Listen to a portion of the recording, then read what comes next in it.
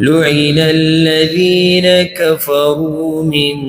بني إسرائيل لعنت ویلی شوی دی پاغ کسانو چی کافران دی د بنی اسرائیلونا. دلته یو دا خبر راوته چې بنی اسرائیل ګوره ټول کافران نو، ځکه الله وی لعنت ویلی شوی دی په بنی اسرائیلو کې په کافرانو باندې.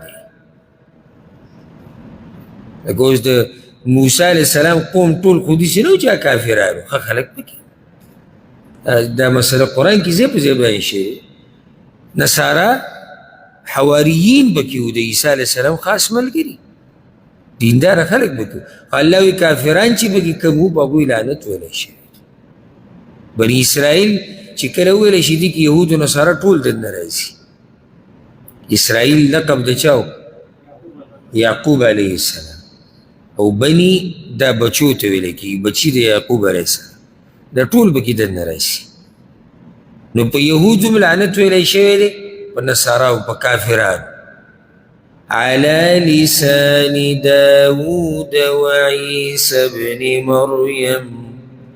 په ژبه د داود علیه السلام او د عیسی زوی د مریم علیهم السلام. داود علیه السلام په هغوی لعنت ویلی دی او عیسی علیه السلام هم په هغوی باندې لعنت ویلی دی. عبدالله بن عباس رضی الله عنهما بوی دی په تفسیر کې ويلعنوا في التوراة والإنجيل وفي الزبور وفي الفرقان. په دې خلکو تورات کې مې اعلانت راغلی، په انجیل کې هم دی، په زبور کې هم دی، په قرآن کې هم دی. د داود علیه السلام په ژبه لعنت په هغه چا ویلی شوی چې هغوی د خالي په ورځ کې زیاتې کړی او نو هغه پې لعنت ویلی. خالي د ورځې قصه خو ته معلومه د یهودو که. او عیسی علیه السلام دسترخوان والا تخیری کړي، اولی وی ته د الله نه وغواړم دې صورت په آخره کې به راشي، ته د الله نه دسترخوان وغواړئ چې موږ له راوړه او پای کې دی بیا هغوی ناشکري وکړه، نافرماني وکړه. چې نافرماني وکړه نو هغه ورته خیري وکړي، لعنت یې پرې. دا هغه طرف ته الله رب العزت اشاره کوي. ذلك بما عصوا وكانوا يعتدون. دا پدې چې هغوی نافرماني کوله او هغوی چې د حد نه به تېرېدل. زموږ دپاره پکې فایده ده ګوره، بیا که موږ هم د الله نافرماني کوو او د حد نه تېرېږو نو موږ باندې هم بیا لعنت ویلی کېږي. نافرماني د الله حد نه تېروتل یعنی کمی پولی چې الله یې ښودي ته د هغې نه اوړي. صحیح ده، شریعت تعالی یو ځای کې ګنجایش در کړی، خبره یې درته کوله او کړې ده، ته هم دقه حد کې ګرځېدی شي، خو دې نه اوړېده د الله نافرماني سره یې تر حد نه تېروتلو. نو الله هغوی سره ظلم نه و کړی.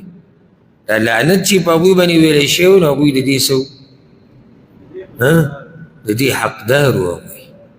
بل مرض په هغوی کې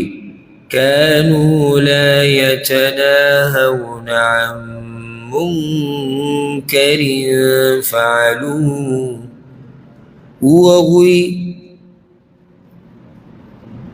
وغوی با یا ودوی با من نه کوله د هغه بد کار نه چې کوو به یې هغه. هغوی به د هغه بد کار نه منه نه کوله کوم چې به پخپله کوو. د دې دوه مطلبه دي. یو مطلب دا دی چې یو بل به د غلط کار نه منع کول. دویم دا دی چې کوم کار به پخپله کوو غلط به نو بل به هم بیا د هغې نه منع کوو چې پخپله به یې کوو. او حدیث کې داسې راځي ګوره، رسول صلی الله علیه وسلم امام احمد دا راوړی وی لما وقعت بنو اسرائیل فی المعاصی، کله چې بني اسرائیل په نافرمانیانو کې پرېوتو، ګناهونه یې ډېر شو، نهتهم علماؤهم فلم ينتهوا. علماء منع کړو چې یاره دا کار ستاسو غلط دی، دا طریقه ستاسو غلط، یعنی اوله کې علماو ښه قدم اوچت کړی، خو هغوی د ګناهونو نه منع نه شو، هغوی د ګناهونه پرې نه ښودي. فجالسوهم فی مجالسهم، نو چې هغوی منع نه شو، مولیانو صاحبانو نصیحت پرېښود، د هغوی سره ناسته پاسته کوله. داسې هم راځي بعضو روایتونو کې واسواقهم وواکلوهم شاربوهم، د هغوی په بازارونو کې ورسره هم ګډون وکړو، د هغوی سره خوراک څښاک به هم کوو. نو الله رب العزت بیا د دوی دا زړونه دا بلکل په دې باندې مهر و او په دوی لعنت وویلی شو. ښه د دې نه مسله راووته زموږ ټولو دپاره چې څوک دم په غلط کار ولیدو هغه به د خپل وس مطابق منع کوي. دا مسله ما نږدې ورځو کې پته نه چې کوم درس کې بیان کړې وه، خو ښه خبره به هم کړې وه. او که دا کار نه کوې نو تا کې هم دغه مرض دی کوم چې بني اسرائیلو کې چې هغوی یو بل د غلط کار نه منع کول، عذاب په هغوی سره راغی دی د لاسه. اوس ذکر شو لعنت پې وویلی شو. که ته دا غواړې چې د لعنت نه بچ شې، ته به یو څوک په غلط کار ویني هغه به منع کوې د وس مطابق. زمونږ ایماني غیرت ته چې زه وګورم نو څه ووایم، هسې که یو کس لګیا ستا د کور دروازه خرابوي یا دله ګاډی خرابوي یا دله موبایل خرابوي، ته به ورته خاندې ګورې وه که نه، که نه تندی به له ښکلی. او چې یو سړی لګیا ستا د رب نافرماني کوي بیا به څه کوو؟ بیا د هر سړي خپل قبر دی زموږ پکې سوی وي. د دې ځای نه ته اندازه ولګوه زموږ د ایماني غیرت. تا ته چا دا نه دي ویلي چې راونیسه او مړې که او سر ترې پرېږه، علی الاقل ته خو درته ویلی شي په خوله کې چې دا کار ستا غلط دی. مني نه مني هغه به ورسره الله حساب کوي. ته صرف خبره خو وکړه که نه. زه یو مسلمان ویلم هغه نشې تماشې کوي، زه به ورته دومره ووایم چې دا نشه ګوره حرام. ها اوس حکومت مشرانو سره دې نه زیات زور دی چې هغه یې ونیسي، هغه یې جیل ته واچي، هغوی به د خپل اوس مطابق کار کوي. خو زما او ستا اوس هغه دا دی چې موږ خبره وکړو. دا زه چې اوس لګیا یم تاسو ته درس کوم او بیان کوم، دا زما وس دی، دا زما وس دی. اوس تاسو دا خبرې منئ نه منئ، عمل پې کوئ نه کوئ، دا به الله تاسو سره حساب کوي. چا سره چې دې نه زیات وس دی هغه به یې په لاس کوي. اوس دا مسله نه چلېږي چېرې زه خپل زوی ته ویلي مې وو چې مونځ کوه، نه ویلي مې وو، نه ویلي مې وو څنګه، دلته ستا زور رسي. ښځې ته مې ویلي وو چې پرده کوه، خو بس اوس الله پوه شو هغه پوه شو، مونږ خو خبره وکړه. ستا زور دی. څنګه ښځې ته مې ویلي چې پرده کوه هغه پوه شو الله پوه شو. الله به تا نه تپوس کوي ستا د وس په اندازې باندې، یعنې ستا وس د خبرو دی،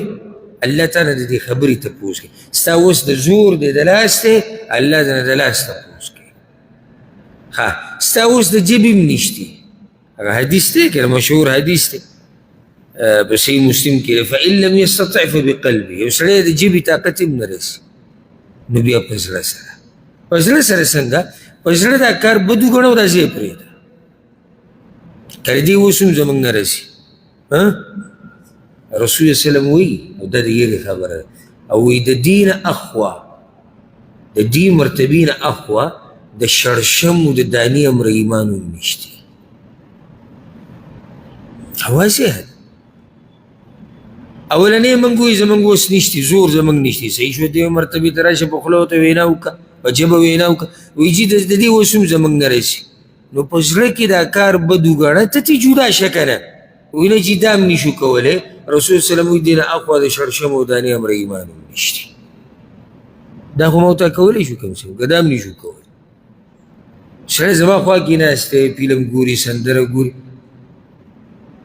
ته زور زما نشتي، جبه زه نه استعمالو، نو دا کار په زړه کې بد وګڼه، دله خو هاخوا شه لاړ شه، راځئ خو ته پرېږده که نه، چېرې دلته د الله نافرماني کېږي زه ورسره ناست یم. دا زمونږ ایمانی غیرت ته د هغې بحث مې کوو که یو سړی زموږ په مخ کې زمونږ پلار نیکه ته کنځلي وکړي موږ به غلي نه شو که نه که نه خاندو را خاندو به ورسره پلار نیکه غټه خبره چې ما ورته یاد کړي موږ به ګرم ګرم کیو یو سړی لګیا د الله سره دشمني کوي ستا په خوا کې ناست دی تا کې غیرت نه راځي ته بیا هغه علی الاقل اخرنۍ مرتبه کې هم نه چې خفه شي چېرې دا کار د څنګه وکړو دا خبر د څنګه وکړو نو یهودو نصارو کې هغه دا مسله وه او رسول صلی وسلم حدیث کې ډېر د یېرې حدیث ته امام ترمذي راوړی رسول صلی الله علیه وسلم وی والذي نفسي بیدي زما دې قسمي په هغه الله باندې چې د چا په لاس کې زما ساه ده لتأمرن بالمعروف ولتنهون عن المنکر ښه کار امر به کوئ او د بد کار نه به منع کوئ او لیوشکن الله ان یبعث علیکم عقابا من عنده او که تاسو داسې ونه کړه نو الله به تاسو باندې د خپل طرف نه عذاب راوړي ثم لتدعونه فلا يستجيب لكم هغه عذاب کې یو دا ده چې تاسو به د الله نه دعاګانې غواړئ او الله به یې نه قبلوي زمونږ د دعاګانو ته هم خیال دی نن سبا که نه ټک او پړکه ټول هغه قبلېږي که ستاسو هغه دسي ما ته خو پته نشته خو عام چې حالات موږ وینو نو دعاګانو حال هغه دغه دي د دعاګانو نه قبلېدو یو وجه هغه دا ده باز راشي که نه دعا نه قبلېږي موږ ورته وایو د دې د شلو نه زیاتې وجې دي چې ستا دعا الله نه قبلوي ته خو پکې یو معلومه کوې که نه ته خو صرف دا یم الله سوچت کړي یو پکې دا هم کیدی شي چې ستا په خوا کې د الله نافرمانیانې کېږي او ته یې نه منع کړي خو بیا درته وایم منع کول د وس مطابق خپل وس نه به زیات نه کړې هم ته غیر شرعي کار کې د وس مطابق لبئس ما كانوا يفعلون خامخا بد دی هغه څه چې هغوی به کوو هغوی به څه کوو یو بل به د ګناهونو نه مننه کوو دغه شانتې کې بله مسله دغه حدیث کې راله ګوره رسول صلی الله وایي د مولیانو به منع کړو څه وخت بعد به ورسره مولیان به خپله ناسو مجلسونو به یې ټکولو د دین دا مسله راووته چې د کم سړي په معاشره کې مقامي که نه او عزت ولا الله ورکړی دله نه ده پکار چې د بېدینو خلکو مجالسو ته لاړ شي صدفتاً ملاقات وشو په یو ځای کې یو ځای شو جدا خبره خو نور ولا نه ده پکار ولې غټ نقصان دی کې دا دی چې کله یو سړی چې هغه به تور د نمونې ژوند تېروي زموږ په منځ کې یعنې زموږ دپاره نمونه زموږ هغه ته ګورو او هغه د بېدینو فاجرو فاسقو خلکو سره کیني پاسي نو بیا زموږ به کیدي شي زړه کې دا راشي چې یاره د دغه خلکو دا لار به برابر وي ورسېدی په دې نقطه ځکه ورسره دی کیني پاسي لکه یو سړی معاشره کې مشهور دی سودخور دی سود خوري او مولوی صاحب او مفتی صاحب او یا بل سپین ګیری چې هغه ډېر عزتمند دی د قوم کې مشر هغه د دې سره کیني پاسي موږ یې سهار ووینو موږ یې ماښام ووینو نو کیدی شي د کم علمو خلکو ذهن ته دا راشي چې د دې سړي دا معاملات مالي چې کوم دي دا به راوایي دلیل څه دی وایي که دا ناروا وی نو دوی به ورسره نه کېناستې دا ډېره اهمه خبره مخې ته راغله د بېدینو خلکو مجالسو کې چې کله قدرمن او دینداره خلک کینی د هغې یو نقصان دا راوځي یو خو ما تاسو وکړئ صدفتاً ملاقات شو یا بیمار پرسۍ لځي یا دعوت لځي یا غم خادي د داسې ضروري او ته چې دی متاثره شي د دین ته راواوړي جدا مسله ده خو زه تعلق مطلب چې ستا ورسره په مخه ناسته پاسته راشه درشه او تصویران او سیلفیانې او ویډیوګانې دا غلطه طریقه ده بله دې کې فایده دا راوځي که دی ډاډه شي لکه مثال یو کس دی هغه فحاشیه دی کوي والعیاذ بالله یا موږ به چې ظالم دی ځه پردي ځمکې او حق یې نیولی او هغه ما له دعوت راکوي چېرته موږ سره کښېنه پاسه او ته راځه زموږ خواله او ته راشه درشه کوه که زه له ده سره راشه درشه شروع کوم په مخ ورسره کښېنم پاسم که نه دی ډاډه کېږي خو که زه یم چې نه نو دی په سوچ کې پرېږدي چې دا سړی ولې ما ته نه وایي نو بیا به دی په خپل ځان نظر واچي په دې خپل عمل به نظر واچي چېرې زما عمل برابر نه دی نو وګوره هغه دیني خلک او هغه عزتمن خلک او هغه ښه خلک هغوی زما نه مخ اړولی دی راشه خپل عمل برابر که چې دا خلک ما سره تعلق ساتي دا ډېر اهم نصیحت دی شریعت کې ولې دا راغلي دي چې ته د ګناهګار نه هجرت کولی شي د څه وخته پورې د دې دپاره چې دی د ګناه پرېږدي لکه موږ به داسې ووایو دوه وروڼه دي دا یو ورور بېلمازه دی مونځ اودس نه کوي بل ورته نصیحت وکړو خو نصیحت پې عمل نه کوي ده ورسره تعلقات پرېښودو ټلیفون وله نه اوچتوي که چېرته دا فایده مني اله دی ټلیفون وله نه اوچتوي دی تپوس نه کوي دی خواله نه ورځي هغه ته وایي زما خواله به نه راځي هغه کېناستو سوچ یې شروع چې اخر زما دا ورور ولې زما نه خفه دا زه مونځ نه کوم د دې به مونځ شروع کړي چې دا ورور یې راځي هلته زموږ معاشره دې شوې ده چې موږ ګوره د چا نه په ګناهونو نه خفه کېږو ګوره موږ به هله خفه کېږو که چېرته زما سره دې زیاتی وکړو یا څه دنیوي مسله دې ما سره راله یا د قرض لین دین راغی بیا به دنه زه خفه کېږم په لاره کوڅه دنه خفه کېږم د اوبو په پیپ دنه خفه کېږم په دې به سره جګړه کوم انچه زی زما او پوټ ستا او په دې به دنه خفه کېږم نور که ګناهونه موږ کوو راکوو یو بل سره خاندو راخاندو نو ګناهګار به څنګه راواپس شي د ګناه نه ورسېدی زما په دې نصیحت یو ډېره خصوصا د علماو دپاره بعض پکې راشي دی ځان داسې دیني ځان معرفي کړی او بیا انټرویانې او پروګرامونه کوي د هغه خلکو سره چې هغه په غټ غټو ګناهونو باندې مشهور هغوی سره انټرویانې او نه جي دا داسې موږ متاثره کوو ته به دې متاثره نه کړي خو دا کوم عوام چې تا ګوري هغه به ته په غلطه روان کړي او دې به ته متاثره نه کړي یو کس کیسه کوله که نه هغه مشهور مقرر دی زموږ په ملک کې د هغه کیسه یې کوله وی جاز کې زه ده سره میلاو شوم نو وی سخت یره کې وم د سندرو نه چې توبه ویستو وی زه سخت یره کې وم چې دی به اوس ما ته څه وي وی ما ته وایي چې کښېنه کښېنه ته هغه د انډیا هغه پلاني سندره لګه وګوره وی ما وی چې سبحان الله دومره غټ سړی او دومره اوچت اخلاق چې د انډیا سندره اوري د اخلاق یوازې دی اخلاق دم کېدی شو زه د یو کس سره میلاو شو مثال او ما ته پته دې سندرې مندرې اوري زه دې ځان سره کښېنوم راځه موږ سره به چای وڅښو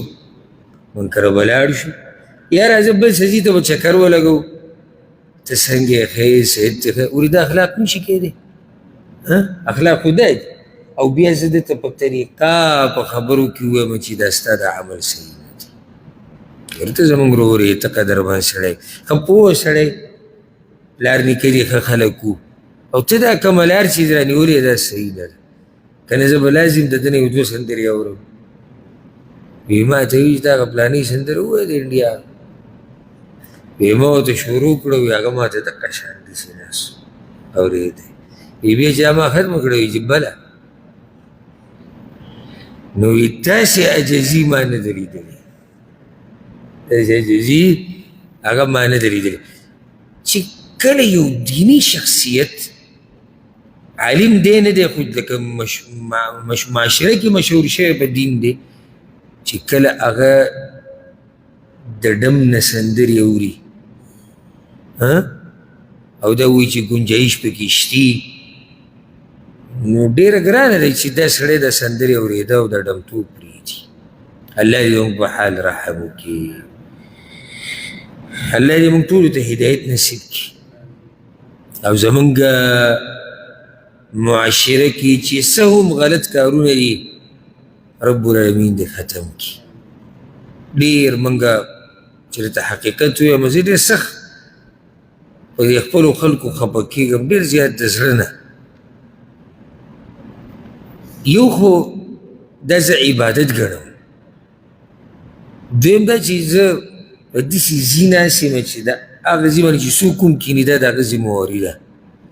چې هغه به په قوم په معاشره په خپلو خلکو د هغوی خیرخوا به په هغوی به خفه کېږي. درېیم دا چې دا زما قوم دی پښتانه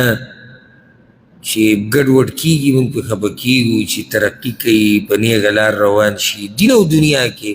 په خوشحالي نور موږ لکه مزم نشتی او که لیدل غواړئ نو د سوشل میډیا وګورئ تاسو پته ولګي چې پښتانه کم طرف ته روان دي. ما نن سهار یو ویډیو ولیده څه کسان یې نیولي او د هغه علاقو نومونه نه علم هغوی خو پکې د هغه علاقو نومونه هم ذکر کړو. نو هغوی یو ماشومه چېرته د یو کور نه راویستې وه په څه طریقه وړه وچانۍ وه او هغه یې کته وړه د ګردو ویستو دپاره چې کسان وغربلو تاسو څومره کسان هغه وایي چې دغه یو پکې دا وایي چې د لسو نه زیات خو ما ته ماشومان یاد دي چې موږ ته ګردې کته ویستې دي. زه حیران شوم چې دا موږ کوم طرف ته روان لکه نور هر څه پرېږده اوس ماشومه دې ته به څومره تکلیف وي بیا د دې نه ګردې او دواړه دې وباسي د هغې نه بعد بې لاره کې یا کوڅه کې سزي کې ګزار کوي هسې هم بیا چې ګردې تې لرې کړي خو هسې مري. نو دا لوبه روانه ده ته سوچ وکړه چې موږ کم طرف ته روان یو څومره موږ په ښکته روان یو په دین کې هم شاته روان یو په دنیا کې هم شاته روان یو. خلک پښتانه وایي نه د دین شو او نه د سا دین شو. الله دې زموږ په حال رحم وکړي الله دې زموږ دنیا هم ښایسته کړي او الله دې زموږ آخرت هم ښایسته کړي او الله رب العزت دې موږ له ترقي په دین او دنیا کې راکړي. ترى كثيرا منهم إني بتدير ددوينا يتولون الذين كفروا چې دوستانه کوي دا کسانو سره چې کافران دي. دې کې یو قول دا دی چې دا ترى كثيرا منهم تبعین ډېر د دوی نه ډېر د دوی نه دې کې اشاره منافقانو ته ده. تبعین په دې منافقانو کې ډېر چې دوستي کوي د چا سره کافرانو سره. خو سړی چې دې موضوع ته وګوري نو موضوع د منافقانو خو نه وه روانه نو ځکه دې کې یو مشهور قول دا دی او د آیتونو سره مناسب دی چې دلته مراد یهودیان دي چې ډېر به ته په دې یهودیانو کې یعنې دوستیانې کوي د چا سره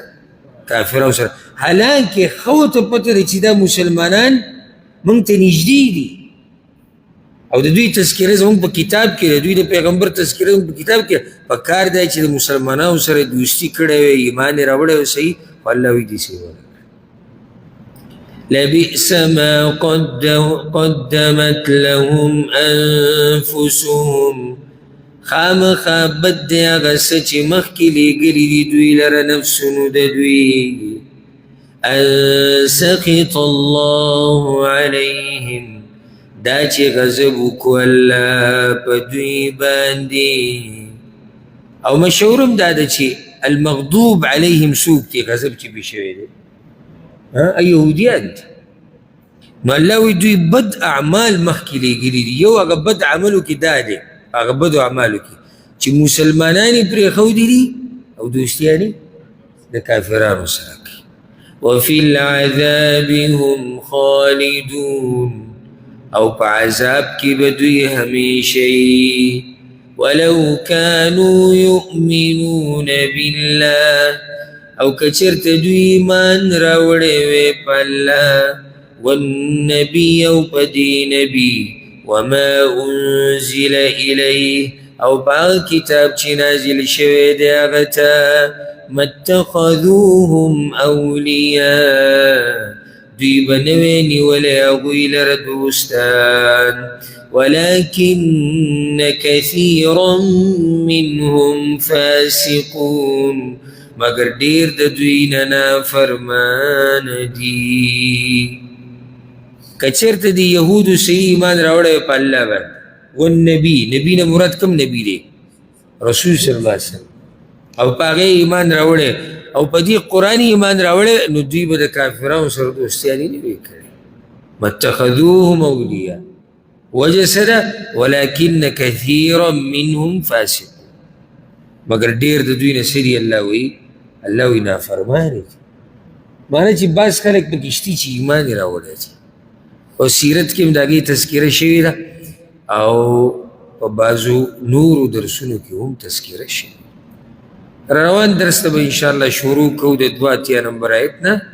اگر که 100 منټه وو خو دغه روان آیت لږ تفصیل غواړي او زما دا هدف ته ورب الکعبه هغه دا نه دی چې زه د قرآن ختم کړم ګینې چې الحمدلله موږ څو دورې کې ټول قرآن ختم کړی کله داسې ورځ پکې راشي چې موږ په پوره ګنټه درس کې څه کم ګنټه کې موږ آیت به ووایو مقصد زما دا دی چې زموږ دا خلک د الله په دې خبره ورسي ګینې نن موږ ښه تفصیل وکړو په دغه مسله کې چې څوک به غلطه ویني منکې به د ګمراهانو تابعداري به نه کوې غلو به نه کوې د غیر الله بندګي مه کوه چې تا له نه فایده درکړي نقصان دا غټې مسلې وي نه د دې ما روانه ترجمه هم کولی شو اوس به موږ یو 3-4 مخه نور ویلو خو موږ به پوه شوي نه وو چې داسې دي که د دې ځای نه ما ورته یو ټکی ویسو که نه چې ما ورته مې پوه شوي دا زما دپاره هم ګټه ده او ستاسو دپاره هم ګټه ده قرآن کتاب د تدبر دی زما تاسو ته دا نصیحت دی چې د قرآن کې سوچ کوئ یو آیت وایه یو پوره هفته کې یو آیت وایه خو د یو آیت ترجمه وګوره د یو آیت تفسیر وګوره او بیا کښېنه بله مرتبه څه ده موږ کې مشکل دی چې ترجمه م وګورو تفسیر م وګورو پوه بیم شو بیا قصه بنده کونه قصه بندومه راشه اوس اهمه مسله راله اهمه دا ده تا خو آیت واورېدو زده دې کو ترجمه دې م واورېد تفسیر دې واورېد اوس ته په څومره اوبو کې موږ دلته نه راځو دې ځای نه موږ نه راځو هغه اصل مسله بیا دا ده چې زه خو پوه شوم الله دا وایي د الله پیغمبر دا اوس الله او د الله پیغمبر چې څه وایي هغې ته وګوره او ځان ته وګوره نو که ځان کې دې کمی وموندو کمی پوره کړه او که برابرې په دغه مسله کې نو کوشش وکړه چې نوره هم ترقي وکړي دا زما تاسو ته نصیحت او چې کله موږ په دې قرآن پوه شو که نه موږ به په دنیا کې هم کامیاب شو موږ په آخرت کې هم کامیاب شو بعضو خلکو دا مطلب دی او د ډېر ادب سره یې وایم د بعضو مولیانو خبره هم داسې بیان کړې ده خو ولې هم داسې ده چې دا قرآن زده کول ځان له بس سیده دې زده کړو په یو ګوټ کې به راسې پټکی به دې اچولی او د دنیا سره به دې څه تعلق نه نو ځکه اکثر دا دنیادار یریږي چېرې د قرآن دا مطلب دی چې بس کیسه ټوله ختمه شو د صحابه کرامو پورې ټوله دنیا بادشاهیانې کړې وې که نه وې کړې او هغوی ته قرآن نه و معلوم ځکه خو یې کړې قرآن چې د زده کړو تا خو دنیا صحیح وپېژنده قرآن تا دنیا نه منع کوي تا خو بیا دنیا صحیح وپېژنده تا دوست هم وپېژندو تا دشمن هم وپېژندو بل دا چې دا قرآن دا د ژوند د تېرولو قانون دی دستور دی چې ته قانون نه پېژنې نو ژوند ته په څه تېرې ګوره دې قرآن کې قانون د ژوند قانون د ملک قانون د معاشرې دا ټول هر څه پکې ذکر شوي چې دا قرآن دې زده کو که نه نو تا دنیا هم ګټله او آخرت دې. الله دې پې موږ پوه کړي. الله دې قرآن زموږ ملګری وګرځي او قرآن دې الله په آخرت کې زموږ د سفارش کوونکی وګرځي او کومه کوتاهي چې زموږ نه کېږي د قرآن په حق کې الله دې هغه موږ ته معاف کړي.